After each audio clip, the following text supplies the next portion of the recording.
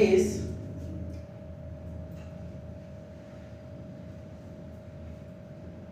Boat river problem या river swimmer problem या aeroplane wind problem. भाई नाम अलग अलग है लेकिन कॉन्सेप्ट जो है वो कंप्लीटली सेम रहने वाले हैं।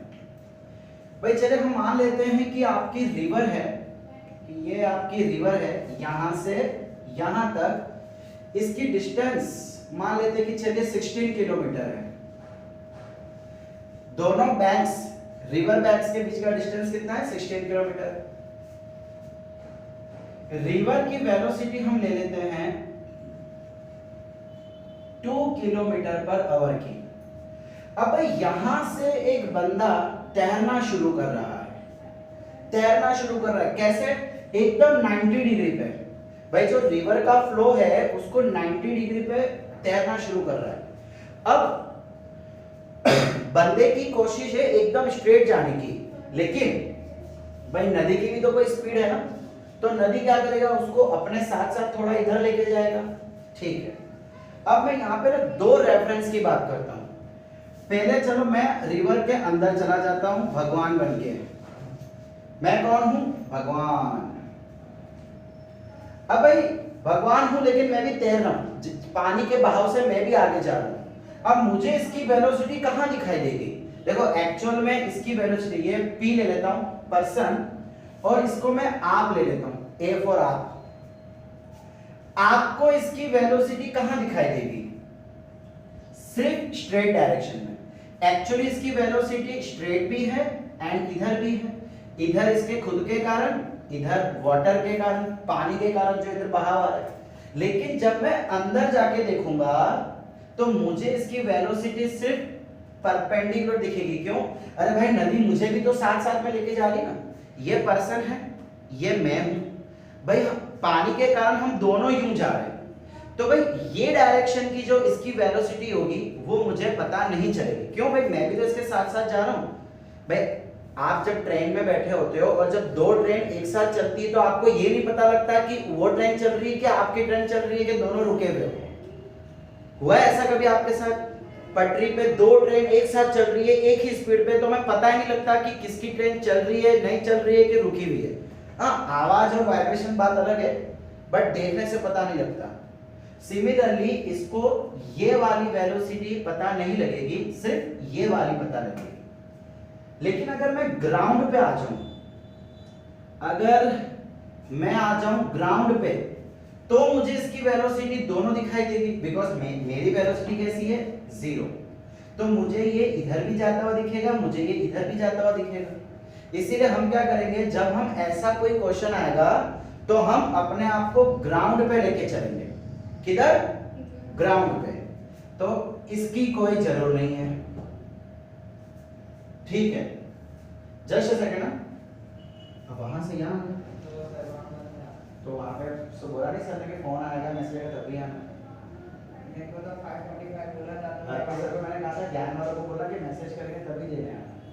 तो मैंने अर्पित सर को फोन किया तो उन्होंने नहीं उठाया, तो इमाम सर को किया, तो पेज पर दोनों में इसमें आपका समय में दोनों नहीं मेरा ही है खाली, और ये इधर लिखा हुआ ही है संजना। संजना नहीं है क्यों? बाहर नहीं है पेपर पार्टी का ऊपर नाम लिख देना। सर क्या करना हम बाद में करेंगे।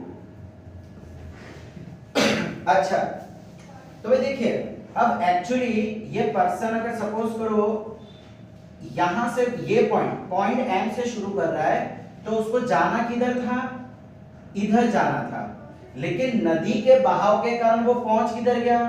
यहां कहीं पहुंच जाएगा। ठीक है, तो मैं इसको एम एन ओ बोल देता हूं। चलो, तो उसको जाना इधर था, लेकिन पानी के बहाव की वजह से आगे भी जा रहा है, इधर भी जा रहा है, आगे भी जा रहा है, इधर भी जा रहा है, तो पहुंच गया इधर। तो भाई यहां से यहां तक का जो डिस्टेंस आएगा उसको हम कहते हैं ड्रिफ्ट। क्या नाम देंगे? ड्रिफ्ट। भाई अगर कभी क्वेश्चन में आ जाए फाइंड द ड्रिफ्ट, तो उसका मतलब है ये डिस्टेंस फाइंड करो। तो हमको ये क्वेश्चन में करना ही है। ये जो हमने एग्जांपल लिया है इसमें मैं चलो इसकी पर्सन की वेलोसिटी ले लेता हूं 4 किलोमीटर पर आवर की। जो पर्सन चल रहा है वो कितना है 4 किलोमीटर पर आवर की स्पीड से। ठीक है, तो एक तो ड्रिफ्ट फाइंड करना है, दूसरा क्या फाइंड करेंगे हम टाइम, कि इसको यहां से यहां पहुंचने में कितना टाइम लगा। तीसरा क्वेश्चन कि उसने एक्चुअल कितना डिस्टेंस ट्रैवल किया। देखो 3 क्वेश्चन ऐसे इस टाइप के प्रॉब्लम में पॉसिबल है। पहला कि भाई उसको यहां से यहां पहुंचने में टाइम कितना लगा, दूसरा कि भाई ड्रिफ्ट कितना होगा, तीसरा क्वेश्चन कि एक्चुअल डिस्टेंस कितना ट्रैवल किया, और एक चौथा क्वेश्चन पॉसिबल है कि भाई जो फ्लो ऑफ वाटर है, ये इसको हम फ्लो ऑफ वाटर लेंगे, उसके साथ कितना एंगल बनाना, या तो एंगल दे रखा होगा या तो एंगल पूछा होगा। तो हमारे इस केस में परपेंडिकुलर है, मतलब ये जो एंगल है ये 90 हो जाएगा। तो फिलहाल हम एंगल की बात इस क्वेश्चन में नहीं करेंगे, इसके अगले क्वेश्चन में करेंगे।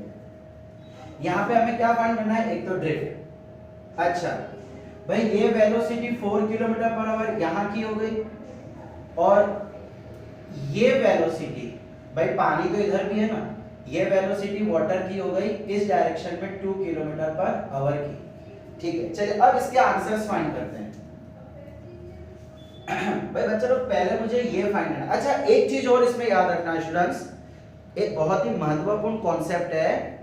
भाई यहां से इधर जाऊं, यहां से यहां तक का टाइम, यहां से यहां तक का टाइम, और यहां से यहां तक का टाइम हमेशा सेम होगा। मैं ये रास्ता चूज करूं, ये रास्ता चूज करूं, या ये रास्ता चूज करूं, टाइम हमेशा सेम रहेगा अगर ये कोई भी क्वेश्चन आता है तो। अगर मुझे, और देखो ये जो है ये सबसे शॉर्टेस्ट पाथ होगा। कई बार है ना क्वेश्चन में ऐसा कहा जाता है the distance between the shortest path, ऐसा भी कहा जाता है।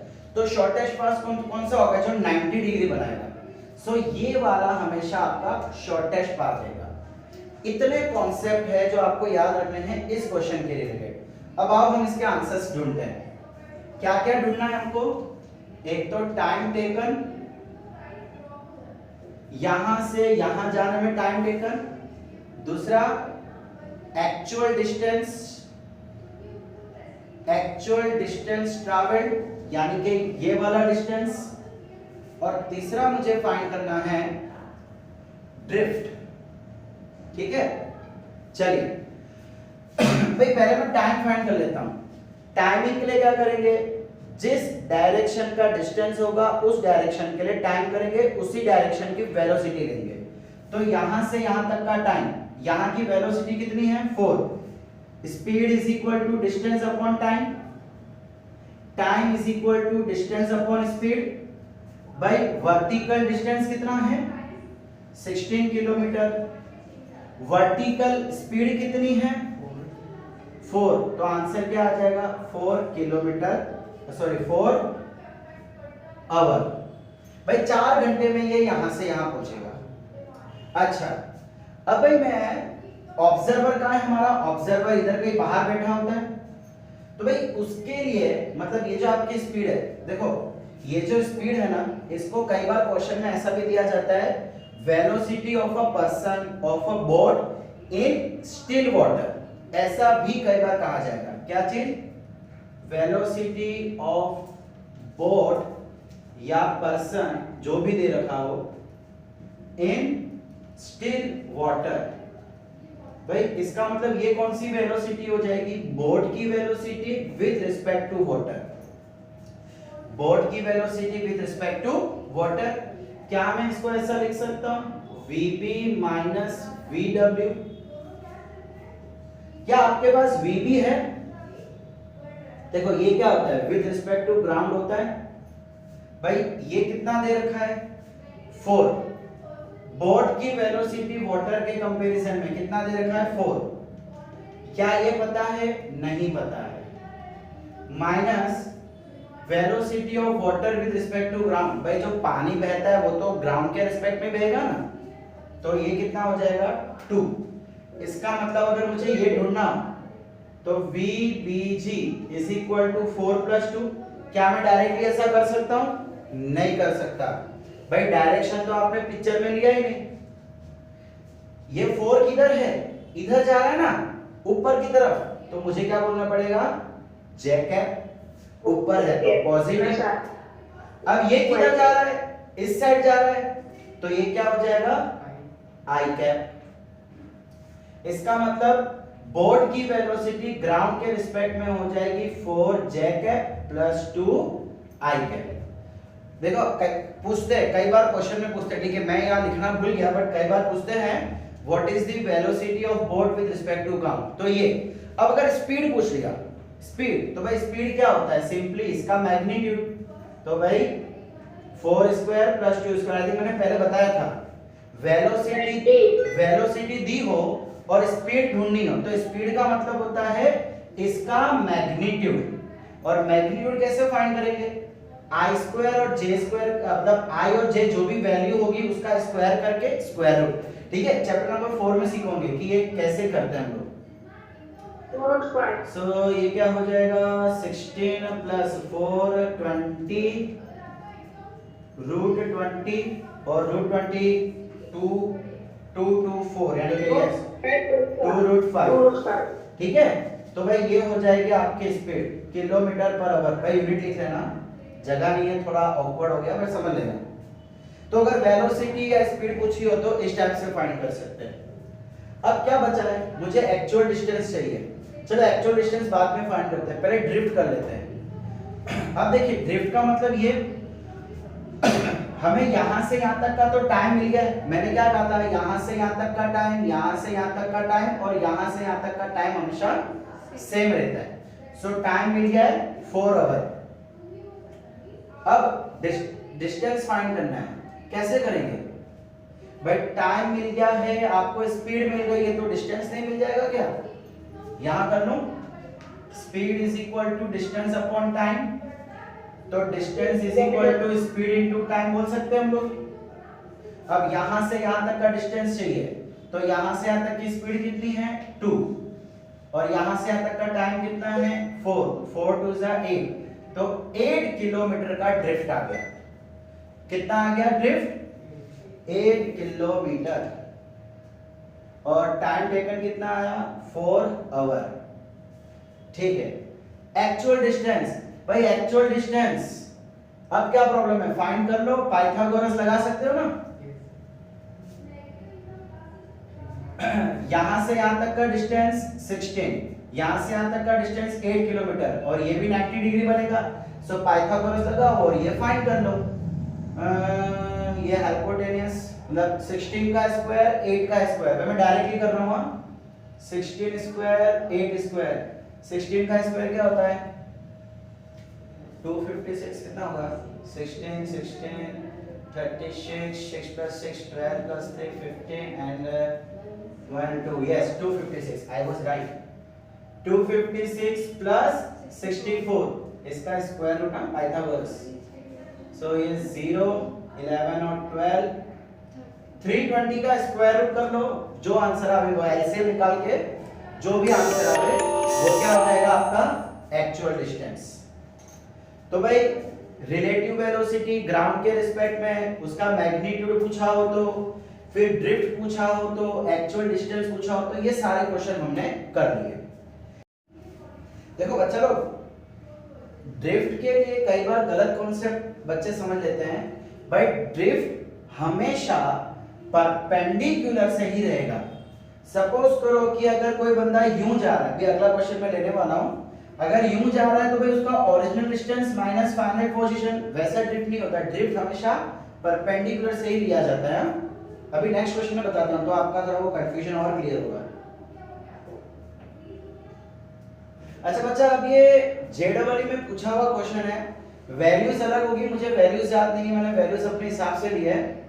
ठीक है, क्वेश्चन क्या कह रहा है, अ boat is travelling in a still water with a velocity of 3 kilometre per hour. भाई चलो मैं यहाँ पे फिगर बना लेता हूं। आपको velocity of boat with water दे रखा है कितना 3 किलोमीटर पर आवर। एक सेकंड ना बच्चा लोग,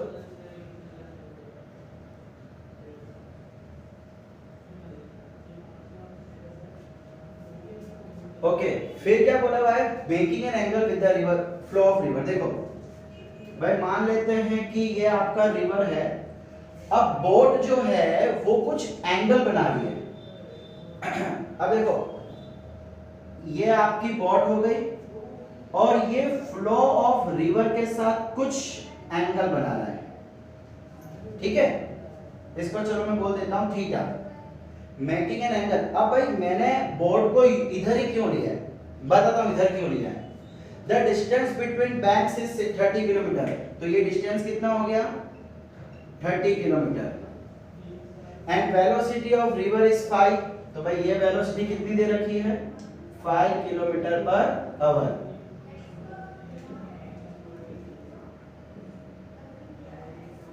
फिर फाइंड द एंगल, भाई ये एंगल ढूंढना है हमें, such that boat reaches the point just opposite from where it started. भाई बोट ने यहां पे चालू किया था, अब क्या कहा गया है कि वो एक ऐसे पॉइंट पे पहुंच रही है जो उसके जस्ट ऑपोजिट है, जहां से चालू किया था उसके ऑपोजिट। इसका मतलब इसके ऑपोजिट तो यही हो जाएगा, आप समझ रहे हो, इसीलिए मैंने बोट को इधर लिया है। भाई सपोज करो कि अगर स्ट्रेट जाता 90 डिग्री पे जाता तो रिवर के कारण तो इधर चला जाता। देखो यहाँ पे क्या कहा हुआ है कि जो बोट है वो उसके एग्जैक्टली ऑपोजिट डायरेक्शन पे जा रही है। अगर ये पहले से स्ट्रेट जाता, पहले से 90 डिग्री बनाता तो रिवर के कारण इधर शिफ्ट हो जाता, जो इसके पहले वाले क्वेश्चन में देखा था।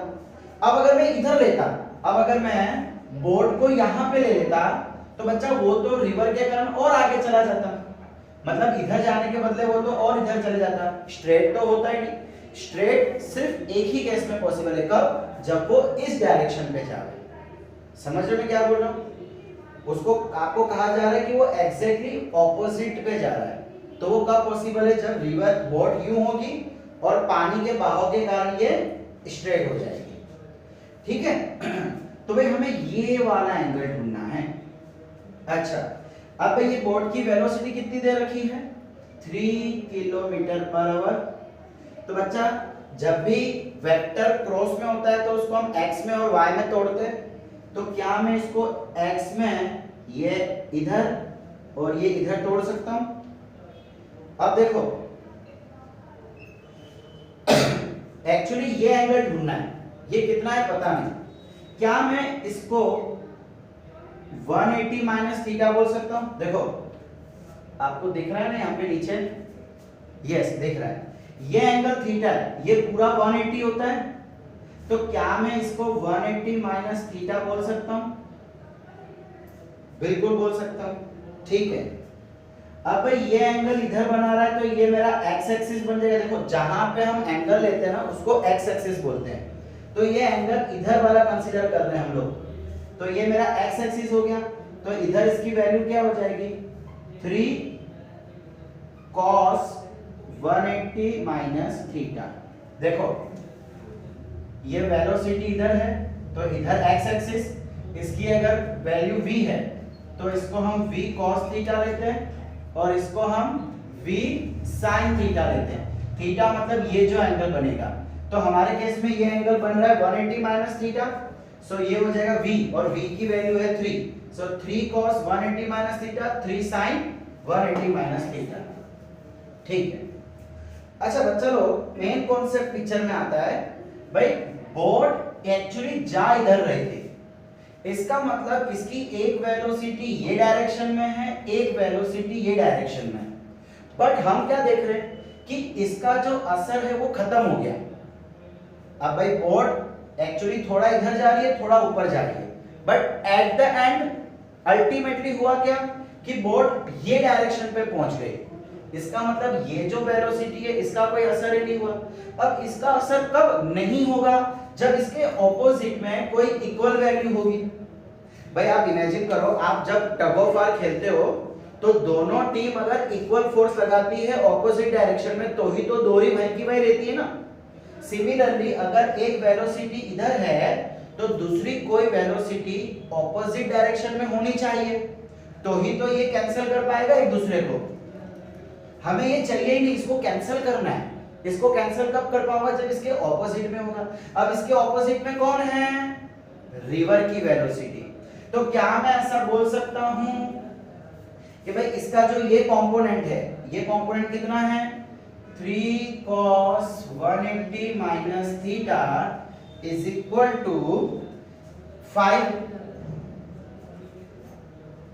3 cos 180। देखो ये इस डायरेक्शन में वेलोसिटी कितनी है? 3 cos 180 माइनस थीटा, और ऑपोजिट में कौन है? 5। भाई ये दोनों इक्वल होगा तो ही तो कैंसिल होगा। बिल्कुल यही हमारा वेक्टर कहता है, यही तो वेक्टर का कॉन्सेप्ट है। बस यहां से थीटा निकाल लो, ये हो जाएगा cos 180 minus theta is equal to 5/3। अब बच्चा cos का एक ऐसा एंगल जिसके लिए वो 5/3 आ जाए, 10th पढ़ा है ना? अगर ये थीटा है तो cos की फॉर्मूला क्या होती है? Adjacent upon hypotenuse, adjacent upon hypotenuse. अब बच्चा लोग आपको शायद नहीं पता होगा, लेकिन मैं बता रहा हूं कि ये एंगल, एक मिनट, हाँ राइट, ये एंगल 53 डिग्री का रहता है, तब जाके ये 5, ये 3 और ये 4 आ जाता है। आप पाइथागोरस थ्योरम करोगे तो ये 4 ही आएगा, चाहो तो यूज करके देख लेना। और ये एंगल कितना रहता है? 53 डिग्री। इसका मतलब क्या मैं ऐसा बोल सकता हूं कि ये जो एंगल है वो 53 के बराबर हो जाएगा? इसका मतलब ये इधर, ये इधर, सो 180 माइनस 53। देखो आप बोलोगे सर एग्जाम में हमको नहीं पता होगा, तो मैंने पहले भी कहा था कि एग्जाम में या तो आपको वैल्यू दी जाएगी या तो फिर एक बुक दी जाएगी जिसमें से देखना है। वो बुक में से कैसे देखते हैं मैं आपको वो भी सिखाऊंगा। ये एक दो लेक्चर खत्म हो जावे फिर मैं आपको वो भी सिखाऊंगा।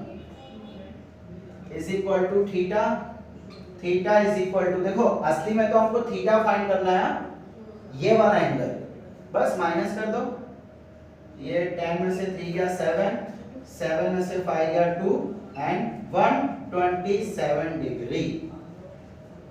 सो भाई ये आ गया आपका आंसर, और ये क्वेश्चन पूछा गया था जेडबलई में।